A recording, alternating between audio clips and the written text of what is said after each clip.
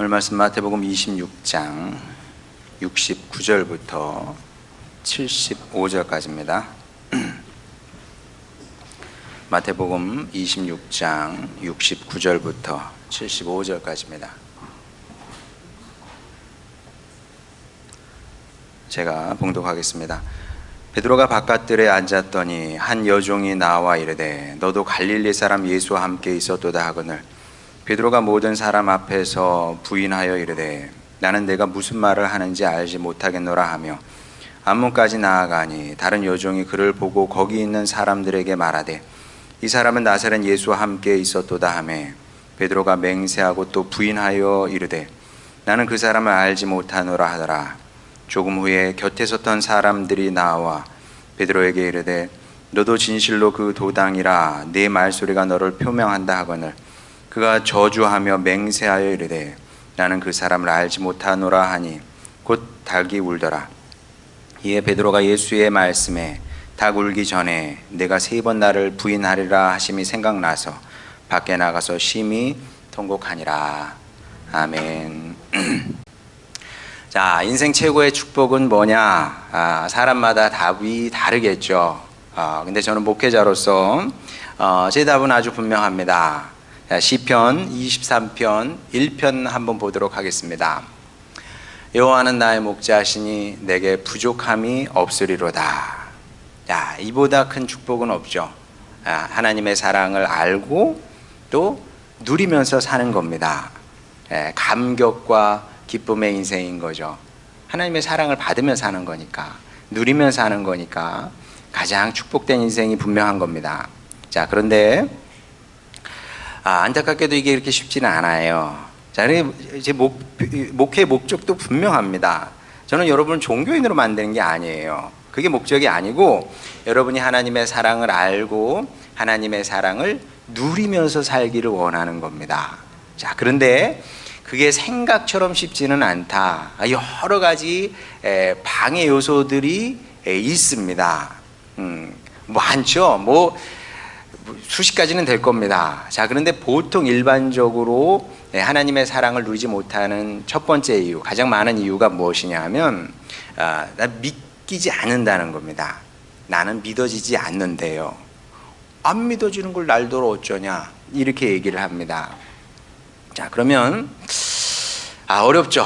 그래, 안 믿어지니까 하나님의 사랑은 늘 오는 겁니다. 늘 공기가 이렇게 있지 않습니까? 우리는 그냥 마시면 되거든요. 자, 마시면 되는데 공기가 없다고 생각하고 코를 막아보세요. 숨을 쉴 수 없겠죠. 똑같은 겁니다. 하나님은 이 만물 안에 충만해 계시는 겁니다. 그리고 만물 안에 충만해 계시면서 우리에게 늘 사랑을 공급하시죠. 하나님의 사랑은 늘 있는 거예요. 근데 믿지 않으니까 하나님의 사랑이 우리에게 다가올 때 우리는 그 사랑을 쳐버리게 된다는 거죠. 그러면서 뭐라 그래요?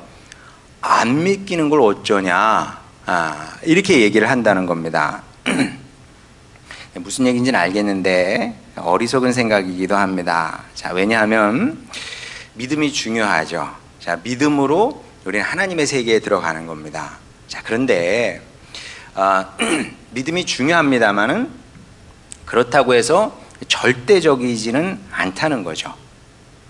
무슨 얘기인지 잘 모르죠. 믿음이 절대적이지 않으면 뭐가 절대적일까? 자, 믿음보다 앞서는 것이 있을 수 있다는 겁니다. 자, 믿음 중요해요. 자, 우리 한번 그 진통제를 한번 예로 한번 들어보겠습니다. 머리가 아파요. 자, 그러면 여러분 집에 진통제 있을 겁니다. 개본이 됐든 뭐가 됐든 있겠죠. 그런 걸 먹지 않겠습니까? 믿음으로 먹어요. 나 이거 먹으면 낫는다. 그러면 특별한 일이 아닌 다음에는 다른 질환이 기저질환이나 이런 게 있는 것이 아니라면 웬만하면 두통은 사라지게 되겠죠. 자, 이렇게 믿음으로 어떤 일을 했을 때 거기에 이제 상응하는 결과가 나오는 겁니다. 그리고 믿지 않을 수 없는 거죠.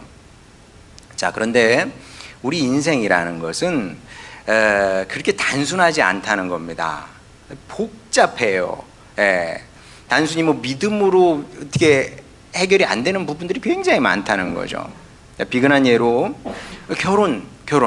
자, 결혼을 할 때 결혼하면은 100% 행복하다. 믿음을 갖고 결혼을 하는 사람이 있습니까? 없습니까? 그런 사람 없어요. 여기 결혼한 식구들 그런 믿음을 갖고 누가 결혼을 합니까? 그게 아니라 믿음이 있어도 마음 한구석에는 혹시 잘못되면 어떻게 되나? 그런 걱정들이 다 있는 겁니다. 그러니까 결혼이라는 것은 개보린만도 못한 거예요. 사실 어떻게 보면 개보린에 대한 믿음은 우리는 확실해. 근데 우리 인생살이는 그런 게 아니라는 거예요. 이 믿음을 100% 믿음을 갖고 할 수 있는 게 몇 개 안 된다니까요. 자, 그렇게 우리가 결혼을 했습니다. 결혼했죠. 결혼을 해보니까 어떻습니까? 잘했어요, 못했어요? 잘했죠. 적어도 여기 앉아 계신 분들은 잘한 겁니다. 결혼했으니까 여기 앉아 있는 줄 아시기 바랍니다. 진짜 목사님 아니에요. 그렇게 얘기하지 마세요. 저는 상황이 다릅니다. 무슨 얘기인지 알겠는데 제 말이 맞아요. 그래서 결혼 여러분 잘해서 지금 이 자리에 앉아 있는 겁니다. 그러니까 여러분 특히 이제 주로 남자들이 집에 있잖아요. 신상 이렇게 보지 마시고 가서 잘 섬기시기 바랍니다. 그래서 내가 너 만나서 그래도 교회 다닌다 이렇게 아셨죠? 진짜로요. 고맙게 생각하고 결혼 잘하셨지. 근데 신앙생활도 그런 겁니다. 자, 계속 우물쭈물해서는 안 된다니까요. 100% 믿음을 갖고 신앙생활하는 사람은 없습니다. 어느 순간 결단이 필요한 거죠. 결단이. 결혼하고 똑같은 거라니까요. 결혼도 결단을 해야 결혼을 하는 겁니다. 내가 이 사람 만나서 잘 살 수 있을까? 행복할 수 있을까? 고민만 하다 보면은 어떻게 결혼을 합니까? 어느 순간 결단을 해야 되는 거죠. 나 이 사람하고 결혼한다. 그래서 이제 가정이 이루어지고 성립이 되는 거 아니겠습니까? 마찬가지로 우리에게도 이제 그런 인생에서 결단이 필요한 겁니다. 하나님이 존재한다면, 자, 뭐 50%예요. 없을 수도 있고 있을 수도 있고, 아니 확률적으로 보면 그런 거라는 거죠. 우리야 이제 하나님의 존재를 믿습니다만은 있을 수도 없고 없을 수도 있고. 그런데 존재한다면 내가 그분의 사랑을 입어서 사는 게 내 손해가 아니잖아요. 잃을 게 없어요. 그러니까 하나님을 내가 알고 믿어서 잃을 게 없어요, 진짜.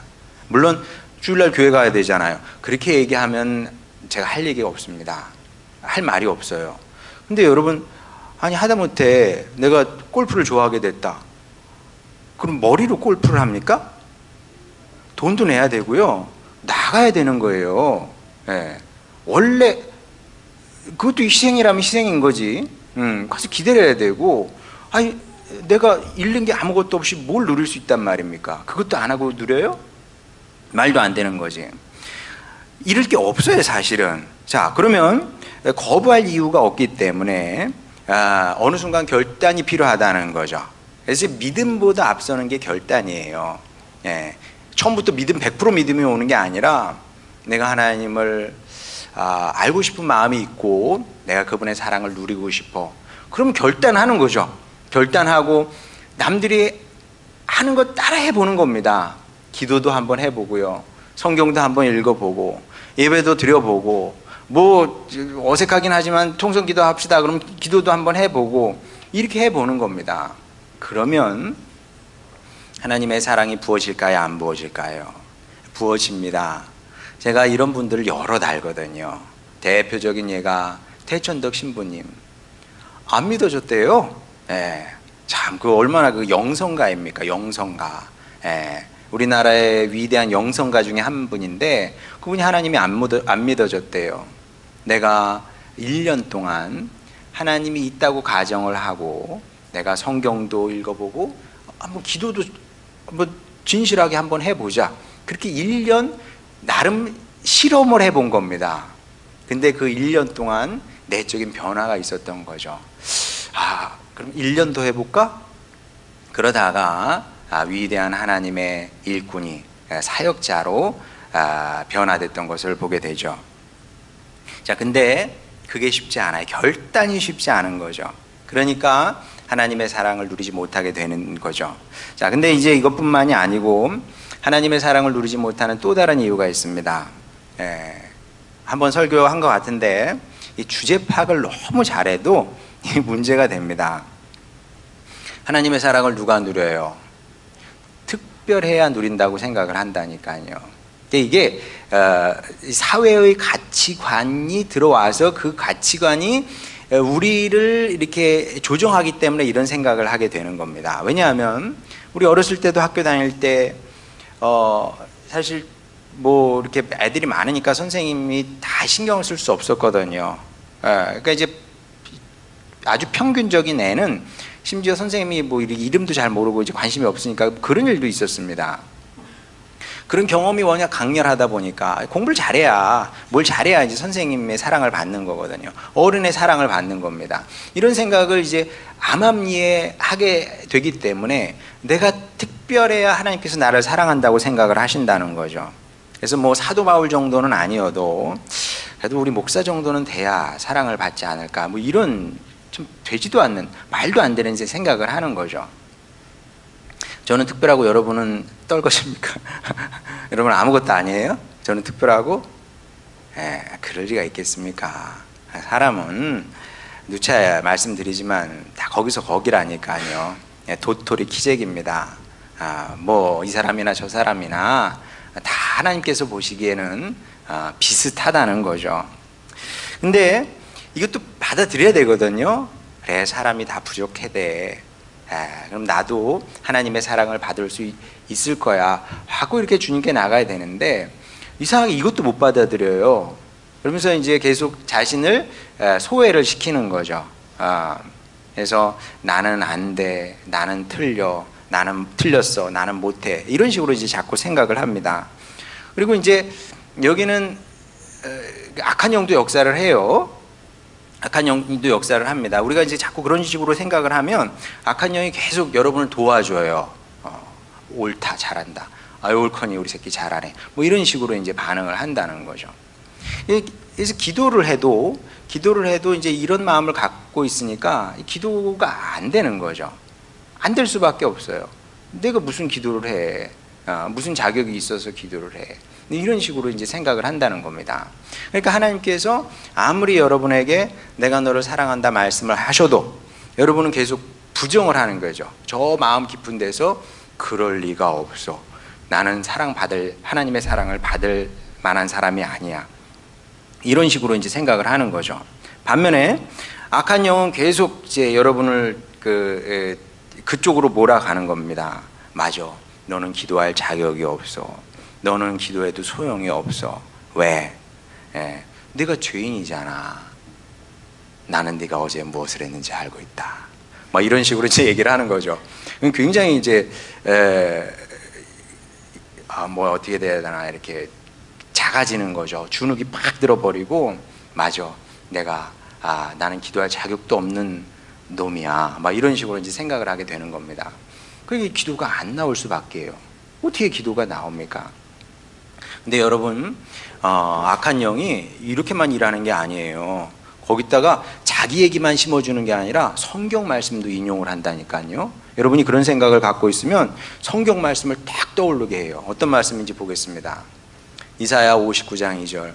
오직 너희 죄악이 너희와 너희 하나님 사이를 갈라놓았고 너희 죄가 그의 얼굴을 가리어서 너희에게서 듣지 않으시게 함이니라. 여러분, 악한 영이 하나님의 말씀도 여러분에게 가르쳐 준다니까요. 여러분 실제로 예수님 시험 당하실 때 마귀가 뭘로 예수님을 공격합니까? 하나님의 말씀 가지고 공격하거든요. 이런 식이에요. 말하자면 이런 말씀이 딱 생각이 나는 거죠. 하나님과 나는 갈렸군. 이렇게 되는 거죠. 구름이 가렸어. 구름이 가려서 이게 단절이 돼서 내가 아무리 기도해봐야 내 기도는 이제 하나님께 올라가지 않는 거죠. 이런 식으로 생각을 합니다. 그러면 논리가 이게 맞아요, 안 맞아요? 맞죠?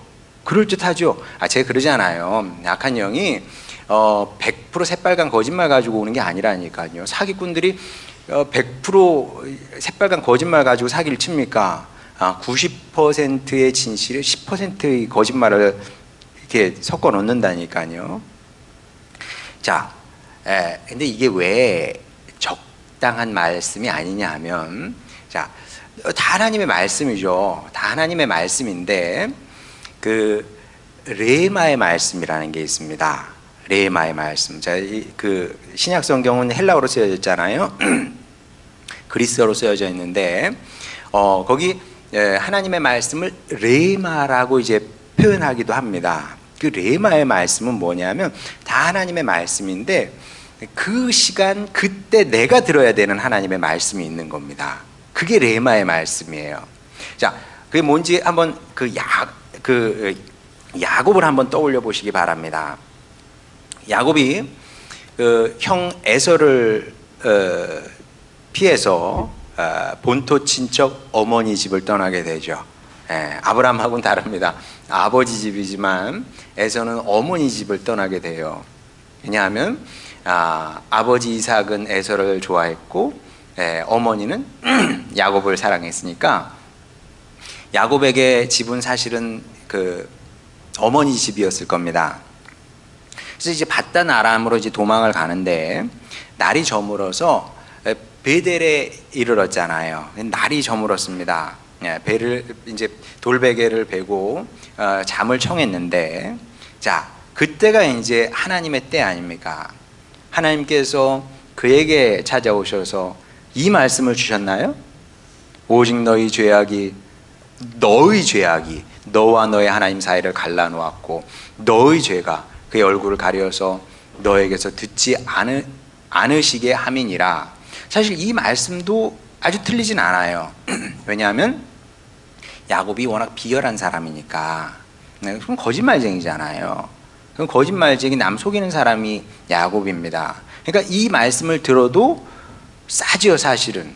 근데 하나님께서 이 말씀을 주셨습니까? 안 주셨습니까? 안 주셨죠. 무슨 말씀을 주셨을 것 같아요? 창세기 28장 15절 보겠습니다. 내가 너와 함께 있어 내가 어디로 가든지 너를 지키며 너를 이끌어 이 땅으로 돌아오게 할지라. 내가 내게 허락한 것을 다 이루기까지 너를 떠나지 아니하리라 하신지라. 자, 이게 그때 그 당시 야곱에게 주신 레마의 말씀입니다. 이 말씀을 들어야 되는 겁니다. 여호수아가 이제 가나안 땅 정복을 해야 됩니다. 그때 무슨 말씀을 주셔야 되겠습니까? 너는 너의 십자가를 져라. 그러면은 힘들어요. 뭐라 그래요? 강하고 담대하라 그러시지 않습니까? 그게 그때 그 시에 들어야 되는 레마의 말씀이었던 겁니다. 그러면 오늘 자신의 부족함을 깨닫고 나 안 되거든. 나 알았어. 주님 앞에 나왔어. 주님 해도 잘 안 돼요. 제가 이것조차도 컨트롤이 못해요. 이게 컨트롤 못하는 거 솔직히 많거든요. 우리 주님 제가 신앙생활을 20년 30년 했는데 이것조차도 컨트롤을 못해.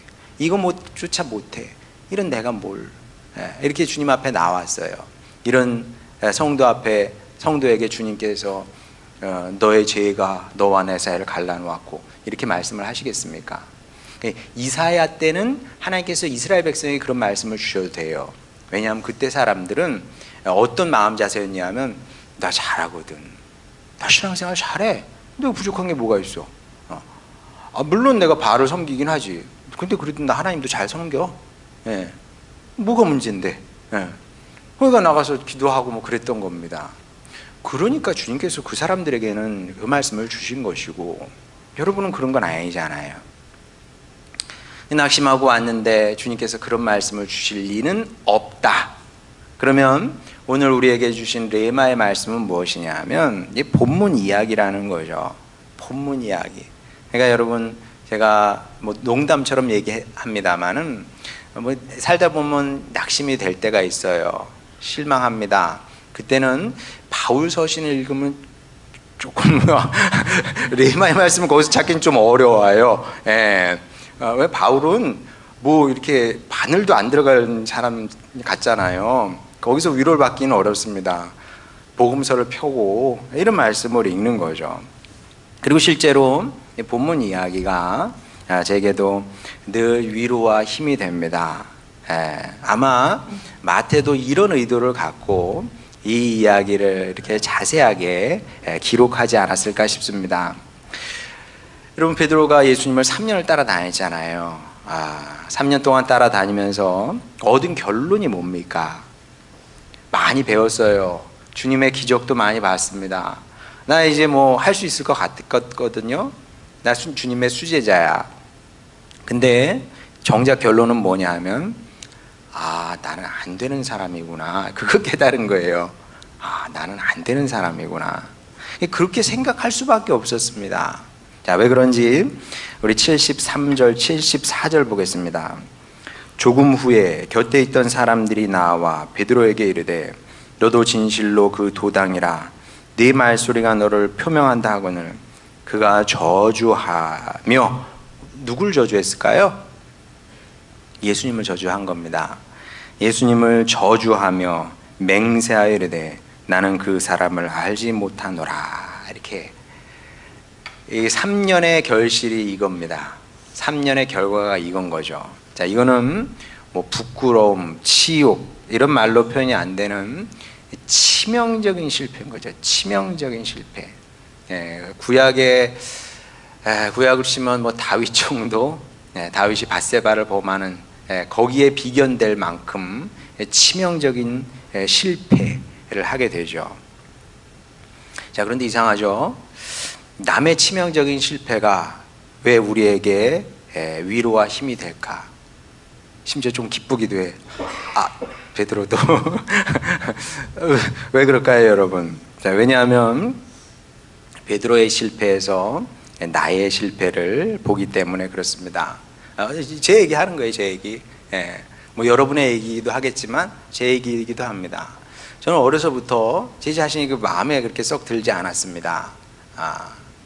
뭐 아까 얘기했습니다만 이제 하나님의 사랑이 믿어지지 않는다. 뭐 다 솔직히 제 얘기예요. 제가 어렸을 때 그랬습니다. 하나님 제일 잘 안 믿어지지 않았던 것도 사실이고 하나님의 사랑을 이렇게 잘 확신이 안 되는 것도 사실이었고 부족한 내가 기도한들 하나님께서 받으시겠나 다 솔직히 제 얘기입니다. 그렇기 때문에 제가 주제 파악을 어느 정도 했던 거죠. 어린 나이였지만 내가 이렇게 부족하고 어리석고 무지하고 연약하고 죄에 자꾸 지고 주로 지지요. 유혹에도 자꾸 넘어가고 이런 제 자신을 본 거죠. 그 나름 굉장히 힘들었어요. 그러다가 내가 이제 신학교를 가야 되겠다 결정을 하고 제가 신학교가 저에게는 큰 그 소망이었고 일종의 정신적인 피난처가 되기도 했습니다. 왜냐하면 신학교 가면 내가 분명히 좋아질 거다, 달라질 거다 이렇게 생각을 했던 거죠. 좋아지고 달라지겠습니까? 그렇지 않겠습니까? 좋아지고 달라지면 제가 우리 애들 다 신학교 보내지. 전혀 달라지지 않습니다. 그냥 그 애가 그 애예요. 그럼 전도사가 되고 목사가 됐습니다. 얼마나 바뀔까요? 물론 안 바뀌었다고는 할 수 없습니다. 바뀌죠. 바뀝니다. 목회 칼럼 읽어보셨나요? 빵점에서 10점 올라가더라고요. 10점. 10점에서 20점 이렇게 변화는 있긴 있어요. 그러나 100점 만점에 10점, 20점 만족이 됩니까? 안 됩니까? 안 되죠. 자, 그래서 제가 이런 경험을 하면서 지금은 이제 고인이 되신 성기상 목사님 생각을 제가 종종 합니다. 뭐 여러분은 모르시는 분이죠. 제가 독일에 있을 때 독일에 있던 목회자들의 그 멘토 역할을 하셨던 그 어르신이었는데 그분이 저를 볼 때마다 너무나 자주 얘기하셔가지고 나중에는 제발 저 얘기는 그만하셨으면 좋겠다 할 만큼 자주 하셨어요. 그땐 전도사였죠. 김전도사. 사람 안 바뀐다. 사람 안 바뀌어. 그리고 하도 그 얘기를 하셔가지고 한번 그 목사님 목회하시는 교회에 갈 일이 있었습니다. 그래서 제가 어떤 저렇게 목사님, 우리 목사님을 성기상 목사님을 이렇게 속을썩이나 이렇게 봤다니까요. 저 사람인가? 저 사람이 안 바뀌는 사람이야? 근데 봤더니 그냥 흔히 보는 그냥 권사님들, 뭐 집사님들 하더라도 그 일도 잘 하시더라고요. 보니까 무슨 얘기를 하시나? 그때는 이제 그렇게 생각을 했거든요. 근데 한참 후에 깨닫게 된 거죠. 그게 내 얘기였구나. 아, 그게 내 얘기였구나. 그걸 이제 알게 된 겁니다. 물론 제 얘기이기도 하고 뭐 여러분의 얘기이기도 하죠. 근데 아, 내가 안 바뀌는 사람이구나. 이제 이거를 이제 깨닫게 된 겁니다. 아, 왜냐하면 경험이 가르쳐 주잖아요. 경험이. 신학교 가도 뭐 큰 변화 발전이 없고 전도사가 되고 목사가 되고 뭐 큰 뭐 엄청난 도약이 엄청난 변화가 막 일어나지는 않거든요. 그때마다 실망스러운 거죠. 근데 여러분, 실망스러운 건 좋은 겁니다. 자, 이게 그 신앙생활의 반전인데, 이게 평생 실망하며 사는 거예요. 사실 우리는 내 자신의 평생 실망하며 사는 건데, 자, 이게 왜 좋은 거냐 하면, 이건 제가 진짜 개인적으로 깨달은 겁니다. 세 가지 이유 때문에 그렇습니다. 먼저 마태복음 9장 13절을 보겠습니다. 너희는 가서 내가 긍휼을 원하고 제사를 원하지 아니하노라 하신 뜻이 무엇인지 배우라. 나는 의인을 부르러 온 것이 아니요 죄인을 부르러 왔노라 하시니라. 제가 이걸 깨닫기 전까지 이 말씀은 제 말씀이 아니거든요. 저에게 주신 레마의 말씀이 아니야. 근데 안 변하는 사람이 나라는 것을 깨닫고 나서는, 아, 이게 주님께서 늘 나에게 주신 레마의 말씀이구나. 제가 죄인인 것을 깨닫고 나니까, 더 깊이 깨닫게 되니까, 안 변하는 사람이라는 걸 알게 되니까, 아, 주님을 떠날 수 없는 사람이 되는 거죠. 왜? 죄인이고 항상 주님 앞에 붙어 있어야지. 항상 주님 앞에 나와서 회개를 해야 되는 거예요. 주님, 제가 또 실패했습니다. 또 넘어졌습니다. 한번 딱 보고 웃어드리고 뭐 어떻게 하겠어요? 안 되는 걸 뭐. 네. 그렇다고 죽어요? 아, 또 나오는 거예요. 주님, 주님 죄인을 부르러 오셨다고 하니까 저를 봐주세요. 주님, 잘못했습니다. 평생 그렇게 하는 거죠. 뭐 나는 주님을 떠날 수 없는 사람인 겁니다. 두 번째로 이런 경험을 하면서 사도 바울의 말씀이 깨달아졌습니다. 범사에 감사하라. 여러분, 이해돼요? 안 돼요? 범사에 감사하라. 살다 보면 좋은 일이 많습니까? 안 좋은 일이 많습니까? 예. 글쎄 뭐 잘 모르겠네요. 잘 모르겠는데 분명한 건 시편을 보게 되면 시편에는 다양한 장르의 그 시편이 기록되어 있습니다. 예. 찬양시, 기본이 찬양이겠죠. 시편이니까, 노래니까. 근데 찬양시는 그렇게 또 많지가 않아요. 감사시 그렇게 많지 않습니다. 1등 많은 거는 탄식의 시입니다. 탄식의 시. 예, 왜? 인생이 그만큼 어렵다는 얘기겠죠. 인생이 쉽지 않다는 방증일 겁니다. 근데 어떻게 범사에 감사할 수 있겠습니까? 이 사실을 근데 내가 주님 앞에 어떤 사람인지 깨닫게 되면 범사에 감사할 수 있게 됩니다. 왜냐하면 내가 받아 누리는 이 모든 것을 받아 누릴 자격이 원래 없는 사람이거든요. 내가. 여러분 정말 그렇습니다. 글쎄, 우리나라 욕 많이 해요. 그래, 완벽한 나라가 어디 있겠습니까? 근데 여러분, 유토피아 같은 세상, 그런 사회를 꿈꾸면 욕하세요. 근데 그렇지 않으면은 다음에 돈 모아가지고 아프리카 여행 한번 갈까요? 우리 요한이 청년한테 한번 물어보세요. 아프리카에 가서 살고 싶은지 우리나라가 좋은지. 저희 형이 그 선교 저희 형이 그래, 저희 형도 착해지. 그 시골에서 목회하잖아요. 시골에서 목회를 하는데 목사관이 가보면은, 야, 여기서 어떻게 사나. 가보면 이제 장판이 구멍이 나 있어요. 구멍이 나서 그 시멘트가 이렇게 됐어요. 그러니까 이제 그냥 이렇게 뭐 카페트 같은 거로 깔아놓고 거기 사는 겁니다. 지금 거기 간 지가 지금 20년 가까이 됐나? 20년까지는 안 됐네. 그런데 원래도 그냥 헌 집에 계속 그렇게 사니까 얼마나 그냥 누추하겠습니까? 근데 기도하면서 생각을 했대요. 우리 교회에 지금 한 8천만 원 정도 모아둔 돈이 있는데 이 돈 가지고 뭘 할까? 이 교회 목사관 인테리어를 좀 새로 할까? 그래도 되죠. 뭐 교인 중에 누가 뭐 안 된다는 사람 아무도 없습니다. 누가 가서 봐도 이건 사람이 살 만한 환경이 아니거든요. 저희 형이 뭐 인테리어 무슨 인테리어냐, 그 돈 가지고 이제 네팔에 가서 교회 하나 세워보자. 뭐 많이 돈이 드는 건 아니래요. 그래서 한 3천만 원 이렇게 보내고 이제 뭐 돈만 보낼 수 없으니까 이제 갔었나 봐요. 갔더니 네팔 사람들이 얼마나 힘들게 살던지 다시 한번 깨달았답니다. 우리 조국, 대한민국. 그리고 왔대요. 일할 자리가 없대요, 젊은 사람들이. 그 주와 같은 이런 학생들도 학교 못 가고 그냥 뭐 집에 있든지 아니면 돈 벌 데가 없으니까, 여러분 이런 베니합판 얼마나 무거워요. 큰 거 있잖아요.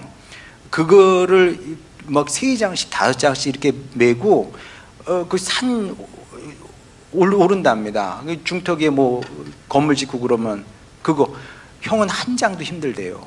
3장씩 5장씩 그렇게 하고, 그리고 받는 돈도 정말 이거 가지고 살 수 있을까 뭐 그런 게 사는 거죠.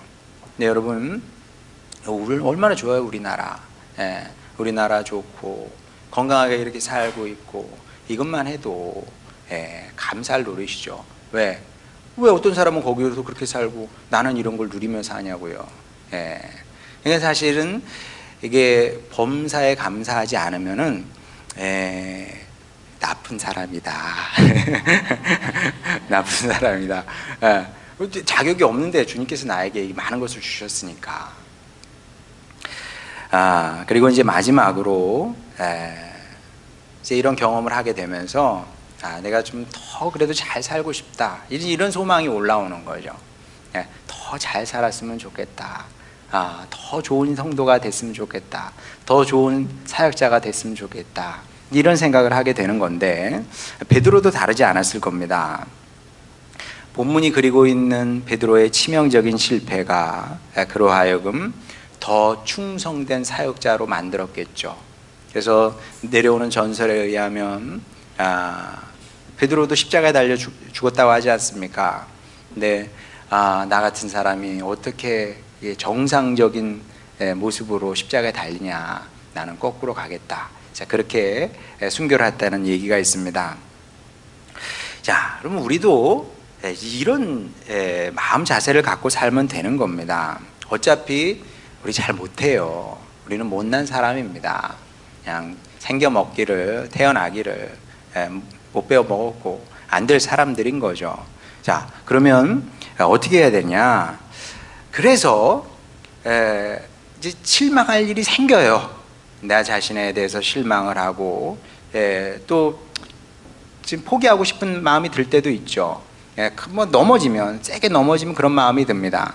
그런 일이 생긴다고 할지라도 우리는 절대로 낙심하고 포기하면 안 된다. 그래, 낙심은 좀 될 수 있어요. 하지만 절대 포기하면 안 된다.